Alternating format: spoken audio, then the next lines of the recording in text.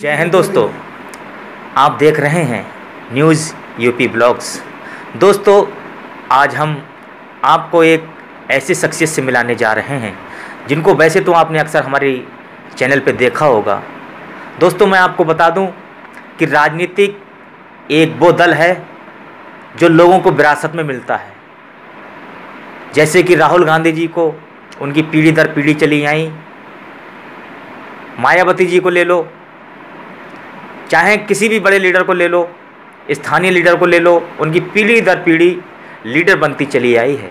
लेकिन आज दोस्तों, हम ऐसे इंसान से मिलाने जा रहे हैं जिसने गरीबी को ललकार कर, गरीबी को मात देकर चंद दिनों में और एक छोटी सी उम्र में, जो कमसिन उम्र होती है, उस उम्र में मंत्री का दर्जा हासिल किया। तो ऐसे ही हमारे धुरंधर लीडर हमारे साथ बने हुए हैं उत्तराखंड के जनाब रईस अहमद अंसारी। आज हम उनके जीवन परिचय के बारे में जानेंगे कि क्या क्या इनके जीवन में हुआ और कैसे ये एक छोटे गरीब के बेटे इतने बड़े मंत्री और इतनी बड़ी सल्तनत के मालिक बने।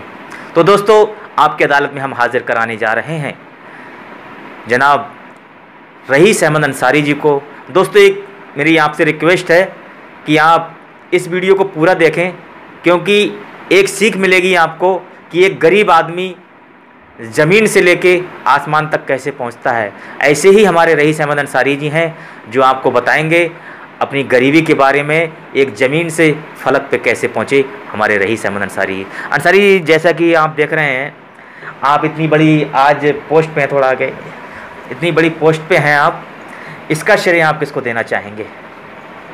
मैं एक गरीब बुनकर का बेटा हूँ और मैं रईस अहमद अंसारी, पिता का नाम मेरे स्वर्गीय अली अहमद अंसारी, और मैं ग्राम लोहन नगला, पश्चिमी फतेहगंज, तहसील मीरगंज, जिला बरेली, उत्तर प्रदेश का रहने वाला हूँ। जन्म हुआ है। मेरे माँ बाप की 5 संतान थी, जिनमें 3 बहनें और इकलौता मैं हूँ। उसमें मेरे भाई का एक का इंतकाल हो चुका है। मेरे पापा बुनाई का काम करते थे। गांव में बहुत अच्छा काम चलता था। कुछ समय के बाद मेरे पापा किच्छा लेकर पूरे परिवार को चले आए थे। फिर उनने यहाँ भी काम किया था बुनाई का। कुछ ही महीने के बाद वो बीमार हो गए थे। बीमार होने के बाद में स्थिति मेरी बहुत बिगड़ गई थी। बहुत परेशान था मैं, इतना परेशान था कि सिर पे ढकने का कोई कपड़ा नहीं। मुझसे अच्छे जो रोड पर सोते हैं वो अच्छे थे। फिर पापा का कुछ समय के बाद इंतकाल हुआ। बीच में मेरी माँ एक घरेलू काम करती, घर में रहती थी और वो भी बाहर नहीं निकलती थी। जब मैं बहुत परेशान हुआ, फिर मेरे पापा का इंतकाल हो गया। कुछ समय बाद जो रोज़गार चल रहा था वो सब बंद हो गया था। उसके बाद मैं 10 तक पढ़ा था। पूरी जिम्मेदारी मैंने बहनों की ली और अपने घर की ली। उसके बाद मैंने फिर अपने दादाश्री मेरे बुनकर थे, उनकी मशीन मैंने एक बढ़ई को बुलाकर वो मैंने सही करवाई। उसके बाद मैं खुद बुनाई करता था। बुनाई करते करते उससे अपने माँ का, बहनों का मतलब खर्चा उठाता था। और कुछ समय बाद मेरी शादी हुई 1990 में चमन अंसारी से। फिर उनने भी हाथ बढ़ाया मेरे साथ में। उसके बाद में हालात चलते रहे। मैं एक लूम पे काम करता था। मेरे पड़ोस में फील्ड ऑफिसर मानिए मेरे भाई लाखन सिंह नैनीताल बैंक के थे। वो एक दिन घूमते हुए आए। उन्होंने कहा, तू बहुत मेहनत करता है, ऐसा कर कि प्रधानमंत्री बेरोजगार योजना के अंतर्गत 1 लाख की फाइल बनवा ले, जिससे तेरे लूम बढ़ जाएंगे, रोजगार चलता रहेगा। मैं जब जिला उद्योग केंद्र रुद्रपुर पहुंचा, मैं कभी ऑफिस नहीं गया। मैं ऑफिस वालों से बहुत डरता था। कि मैं कैसे बात करूँगा। मैं हिम्मत बांध के गया। जब हिम्मत बांध के गया था तो वहाँ तिवारी जी, किसी ने बताया कि तिवारी जी से मिलना आप। जब मैं तिवारी जी से मिला तो उन्होंने मेरी हालत देखकर कहा कि तुम्हें ऊपर नीचे देखा, बोले तुमको लोन बैंक नहीं देगी। आपका फटीचर हाल देख, हाँ, फटीचर हाल देखकर ऊपर नीचे देखा तो कहा कि तुम्हें बैंक लोन नहीं देगी। तो मैंने पूछा तिवारी जी से कि ये बताइए कैसे लोगों को बैंक लोन देती है। उन्होंने कहा अच्छे लोगों को। तो मैंने कहा अच्छे लोग कैसे होते हैं वो? कि बड़े लोग होते हैं, पैसे वाले होते हैं, तुम तो बेकार हो। तो मैंने बहुत प्रयास किया उनसे। उनने फाइल मेरी बना दी थी। बनाने के बाद में मैं इस बीच में एक पर्सन भूल चुका हूँ, वो मैं दोहरा रहा हूँ कि जब मेरे पिता का इंतकाल हुआ था तो मेरे पर इतना कुछ नहीं था कि मैं अपने पिता का कफन डाल सकता था। कफन भी मेरे पड़ोसी ने पैसे दिए तो वो कफन पड़ा मेरे पिताजी पर। तो मैं जानता हूँ कि गरीबी, मुझसे ज़्यादा गरीबी से कोई नहीं गुजरा होगा, और गरीबों की हालत जानता हूँ मैं, और गरीब कैसे जीता है और बड़े लोग क्या समझते हैं गरीब को, ये भी मैं जानता हूँ। तो ये सब मुझ पर बीती हुई है। जब भाइयों, जब मैं फाइल बनवा ली थी मैंने, फाइल बनवाने के बाद जब मैं फील्ड ऑफिसर लाखन सिंह भाई के पास गया, उनने कहा मैं तुझे कल लोन दे दूँगा। उस महापुरुष भाई ने मुझे दूसरे ही दिन 1 लाख रुपए बैंक से ऋण कर दिया गया।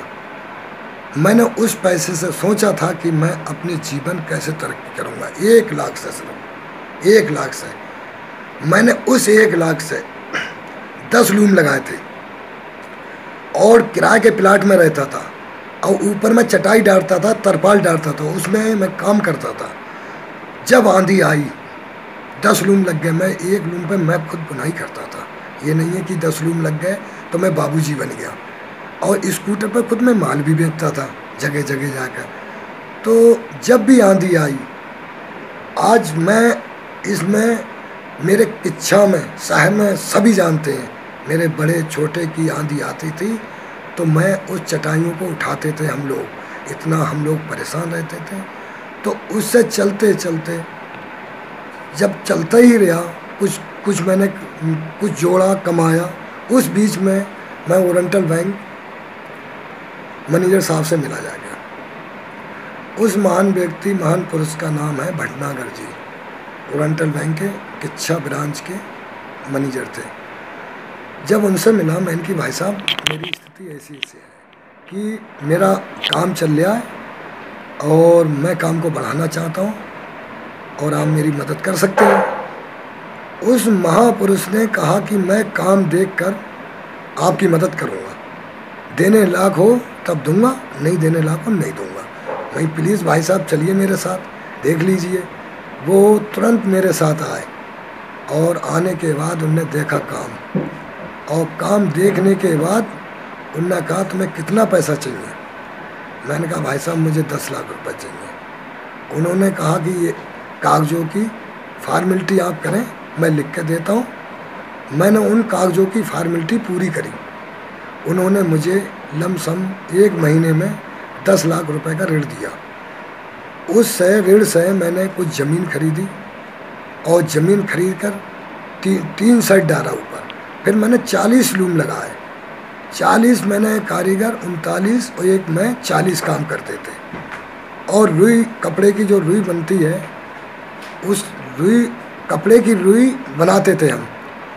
रजाई का कपड़ा, गद्दे का कपड़ा सब भर का कंप्लीट माल मेरा अमरोहा, दिल्ली, बरेली, बिलारी हर जगह जाता रहा। उसी बीच में मैं स्कूटर पर माल लेके जा रहा बेचने के लिए। किच्छा बाईपास पे मैंने स्कूटर खड़ा करा था। काशीपुर से आईडीआई हथकरघा डिजाइन सेंटर के आईडीआई फतेह बहादुर सिंह निकले। मैं नहीं जानता था, उनने मुझसे गाड़ी रोक कर पूछा कि आप ये माल कहाँ बनाते हैं। मैंने कहा साहब मैं तो माल खुद बनाता हूँ, स्वयं कार्य, मैं खुद का बुनकर हूँ। तो उन्होंने कहा कि आप बुनकर हैं, कहाँ काम हो रहा है, आप मुझे दिखाइए। मैं उनको लेकर आया तो मेरी चटाई 3 पड़ी हुई थी, 3 साइड पड़ा हुआ था। उन्होंने देखा काम, बोले कल मेरे ऑफिस आना आप काशीपुर डिजाइन सेंटर, और मैं आपकी मदद करूंगा जिससे 60-70 परिवार रोजगार मिलेगा। मैं ठीक है 2 दिन बाद पहुंचा तो उनने जो भी फॉर्मेलिटी बताई मुझे, उस पीरियड में उन्होंने एक फॉर्मेलिटी दी कि एक समिति का नाम दिया, मैसर चमन करगा कोऑपरेटिव सोसाइटी लिमिटेड, आवास विकास इच्छा। उसके द्वारा मैं काम करता रहा, हमारे 60-70 परिवार काम करते रहे और माल इकट्ठा होता था। तो जो माल इकट्ठा होता था नेशनल हैंडलूम एक्सपो भारत सरकार की लगती हैं, तो हम 10-10 स्टॉल लगाते थे उसमें जाकर। दिन रात हम मेहनत करते थे कि कैसे भी कि हम ज़्यादा से ज़्यादा लोगों को रोज़गार दें और परिवार जुड़ें, गरीबों को भी, मेरे भाइयों को जैसा मैं गरीब, ऐसे मुझे जितने मैंने देखे घर उनको साथ लिया और उनके सहयोग रहा, हम चलते ही रहे। अब उसके बाद में मेरे फिर छोटे छोटे नेता या बड़े नेता अधिकारी सभी आने लगे। उसके बाद में मेरा विकास भवन में आना जाना शुरू हो गया था। मैं अफसरों से बहुत डरता था, जैसे हमारे कुछ गांव के भाई हैं गरीब कि कोई अधिकारी है, बाबू है, तो उससे बात करने से बहुत दूर खड़े ही गए तो उजने नहीं मिलेगी। मैं भी डरता था ऐसे, इसी कारण कि मैं कैसे बात करूं। हिम्मत बांध के मैंने काम किया, बात की। विकास भवन में जब आना जाना शुरू हुआ, फिर मेरी मुलाकात हुई समाज कल्याण विभाग के जीएम, उनको मैं देवी का रूप मानता हूं और देवी मानता भी हूं, वंदना सिंह। उन्होंने मुझे टर्म लोन चयन समिति का निदेशक नियुक्त कराया।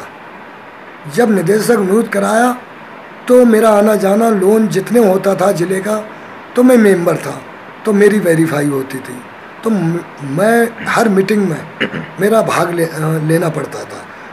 उसी पीरियड में 2002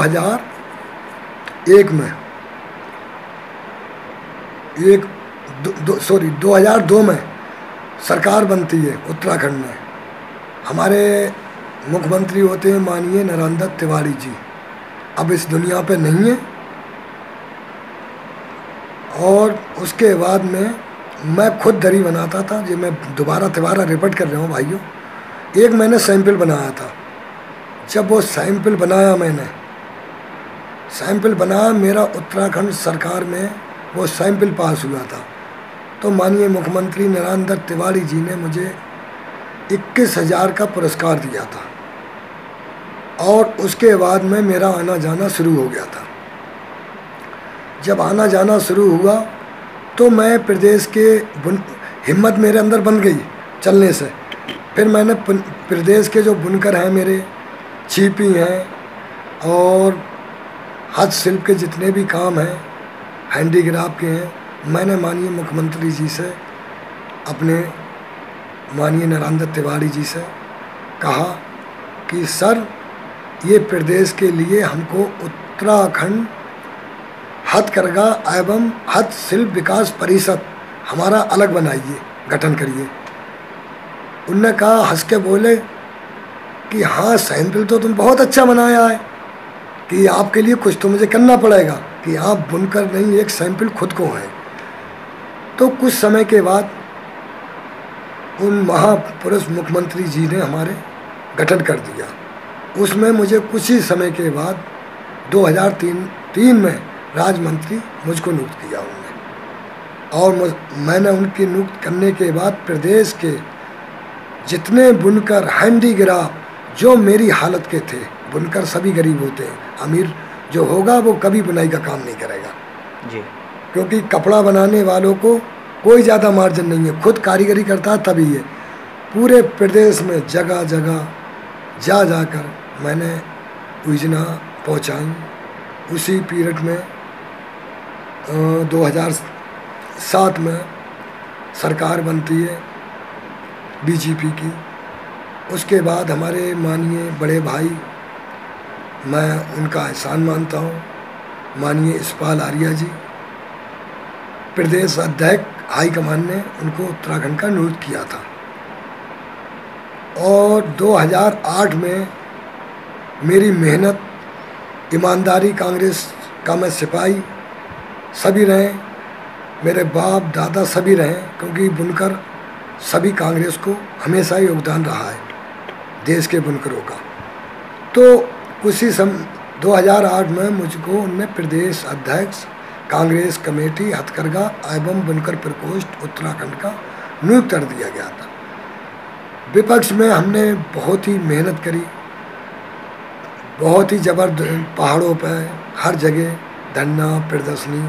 मैं माननीय यशपाल आर्या जी, अपने बड़े भाई साहब का शुक्रगुजार हूँ और मैं उनके साथ रहता था ईमानदारी के साथ। और 2012 में जब सरकार फिर पुनः दोबारा बनी कांग्रेस की, तो हमारे बड़े भाई माननीय यशपाल आर्या जी कैबिनेट मंत्री सहकारिता विभाग के बने।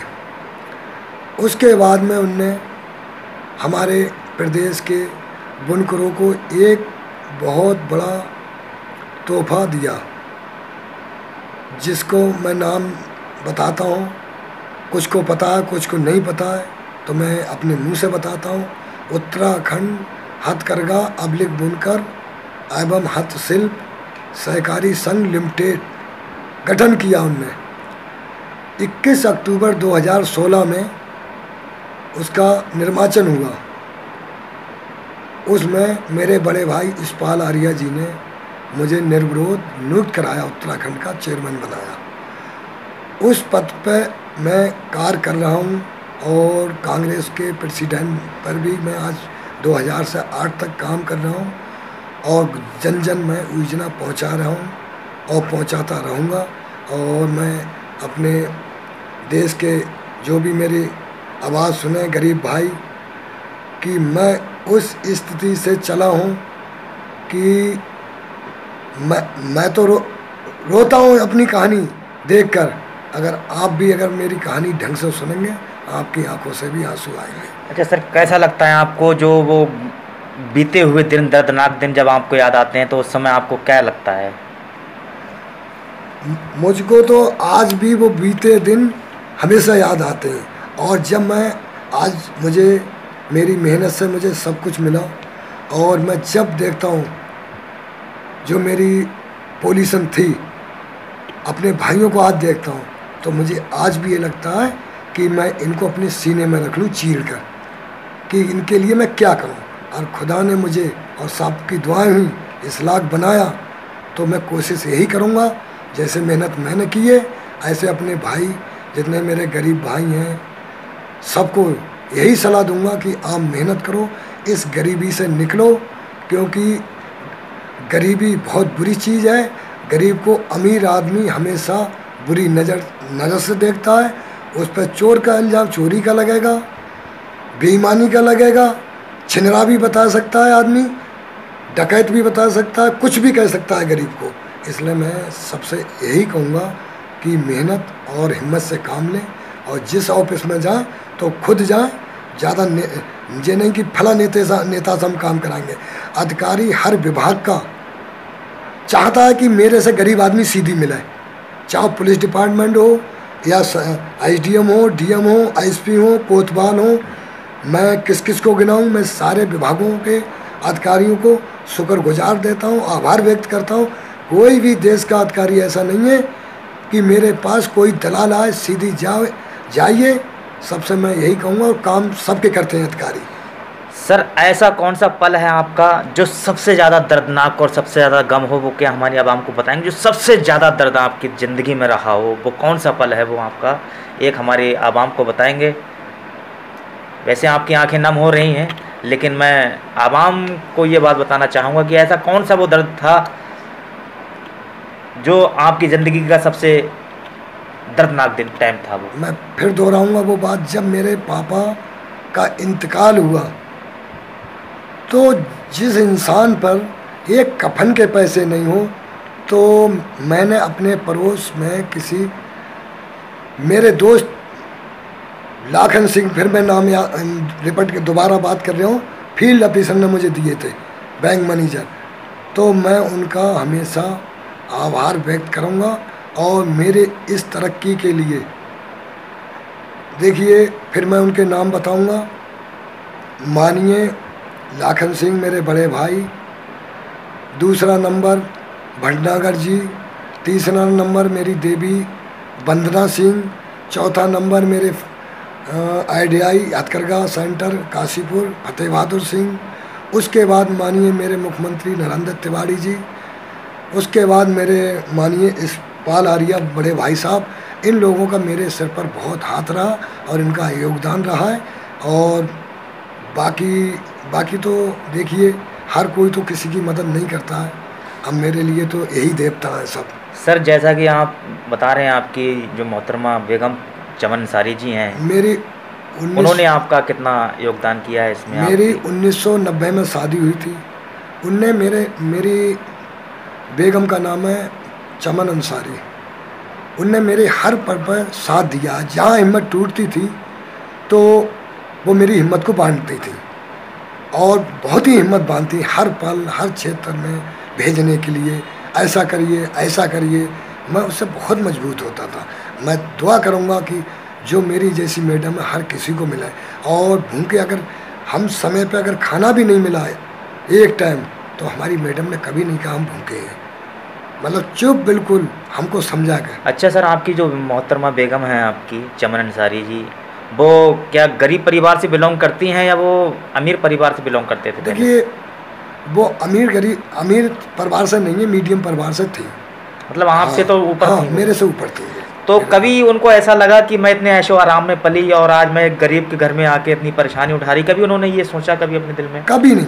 उन्होंने कहा कि भूखे रहे हम, हमेशा रहेंगे साथ। उनने अपने भाइयों के घर में जब परेशान चला, मेरी हालत बहुत परेशान थी, उस पीरियड में उनने अपने मैके में जाना अपने भाइयों के घर बंद कर दिया था कि मैं नहीं जाऊंगी, कि मेरे भाई मुझे देखेंगे तो कहेंगे दुखी है। वो 3 साल अपने मैके नहीं गई थी बिल्कुल, ये समझिए। अच्छा, आज आपका परिवार कितना बड़ा है सर? कितने बच्चे हैं आपके आज? मेरे देखिए 3 बेटे हैं। 3 बेटे? हाँ, 3 बेटियाँ हैं। अच्छा, बेटों की शादियाँ हो गई? नहीं, बेटी की मैंने करी है। एक बेटी? हाँ, बेटी का नाम मेरी सबाना है, बड़े बेटे का नाम शोएब अंसारी है। क्या कर रहे हैं शोएब अंसारी? शोएब अंसारी इस वक्त हथकरघा देख रहे हैं, हैंडलूम देख रहे हैं। पढ़ाई वगैरह स्टडी? हाँ, BA MA सब कर रखा है। और मेरा उससे छोटा बेटा है सज्जाद अंसारी, वो हथकरघा सहकारी संघ में निदेशक है। और उससे मेरा बेटा एक है अरबाज, तो वो पढ़ाई कर रहे हैं। और मेरी बेटी की एक की शादी हो गई, 2 बेटियां मेरी पढ़ रही हैं। सर, अगर आपको एक बड़ी जिम्मेवारी कांग्रेस पार्टी हाईकमान देती है, अगर गवर्नमेंट बनती है और आप उसमें पावरफुल एक क्या बोलते हैं उसको, एक पोस्ट मिलती है आपको, तो आप इन गरीब भाइयों के लिए क्या कर पाएंगे? देखिए, मैंने अभी कुछ समय पहले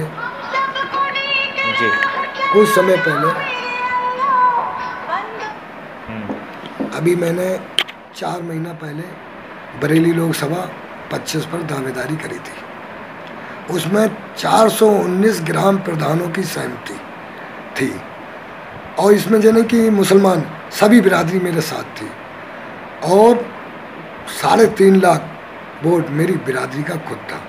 मैंने इसी खुशी में दावेदारी करी कि अगर मुझे हाई कमान टिकट देगा तो मैं मेहनत कर अपने गरीब भाइयों में हर वर्ग में कोशिश करूँगा और सीट निकालूंगा। और मैं कामयाब हुआ तो अपने गरीब भाइयों के लिए जैसे मैं चला हूँ उस ढंग से उनको भी कोशिश करूँगा कि आप चलिए, कि आपका दर्द मैं जानता हूँ। ये बड़े नेता किसी का दर्द नहीं जानते हैं। इनके तो इस वक्त भी 11 बजे के बाद एसियाँ चालू, शीशे में बंद। लोग कहते हैं कि मैं 108 की सर्विस दूंगा, झूठा बोलते हैं। मैं 24 घंटा सर्विस देता अपने गरीब भाइयों के लिए और घर घर जाता। और मैं घर घर गया हूँ ये बरेली में, आप जानकारी ले लेना कि 6 महीने में मैंने दौरा किया है, घर घर गया हूँ। क्योंकि मेरा जन्म बरेली में हुआ है, मेरा ख़ानदान बरेली में है, तो मैं बड़ा खुशी से गया था कि हाईकमान मुझे कांग्रेस, माननीय हमारे राष्ट्रीय अध्यक्ष राहुल गांधी जी और प्रभारी उत्तर प्रदेश सिंधिया जी अगर मुझे इस काबिल समझेंगे तो मैं कामयाब होऊंगा और मैं कामयाब होता। जी, तो दोस्तों देखा आपने जनाब रईस अहमद अंसारी जी का एक दर्दनाक जीवन परिचय। तो दोस्तों एक शेर के साथ मैं अपनी बात ख़त्म करूंगा कि मंजिल उन्हीं को मिलती है जिनके सपनों में जान होती है, मंजिल उन्हीं को मिलती है जिनके सपनों में जान होती है। पंख से कुछ नहीं होता दोस्तों, हौसले से उड़ान होती है, हौसले से उड़ान होती है। यही काम हमारे रईस अहमद अंसारी जी ने किया, मेहनत की। तो दोस्तों मेहनत का फल मीठा होता है हमेशा। खुश रहो, आबाद रहो, यही दिल से दुआ है।